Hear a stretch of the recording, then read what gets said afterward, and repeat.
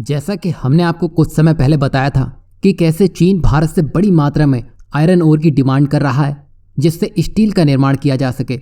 वो इसलिए भी क्योंकि आज जिस स्थिति में उसकी अर्थव्यवस्था पहुंच चुकी है उससे उबरने के लिए ये उसके लिए बड़ा काम आता। लेकिन भारत चीन को इसके लिए साफ मना कर चुका है कि भारत से एक भी शिपमेंट चीन नहीं जाएगी और ये भारत की सोची समझी रणनीति का ही हिस्सा है, क्योंकि भारत अब उस आयरन ओर का इस्तेमाल अपने लिए और फिनिश गुड्स को एक्सपोर्ट करके अपनी रीढ़ की हड्डी यानी कि अर्थव्यवस्था को मजबूत कर रहा है। यही वजह है कि सिर्फ 6 दिन ही बीते होंगे और भारत ने एक रिकॉर्ड बनाकर चीन ही क्या यूरोप तक को हैरान कर दिया है। दरअसल भारत में स्टेनलेस स्टील के सबसे बड़े उत्पादक जिंदल स्टील लिमिटेड ने भुवनेश्वर के Biju Patnaik of Bhubaneswar international airport यानी कि बीपीआईए में हाल ही में खोले गए डायरेक्ट एयर कार्गो ऑपरेशन में भाग लेने वाली पहली कंपनी बनकर एक इतिहास रच दिया है, जिसमें शुरुआती चरण में 28 केजी के hot rolled stainless steel plate के सैंपल स्वीडन भेजे जाएंगे। और ऐसा होने से भुवनेश्वर के एयर कार्गो ऑपरेशन के लिए ये ऐतिहासिक क्षण है, जो कि एक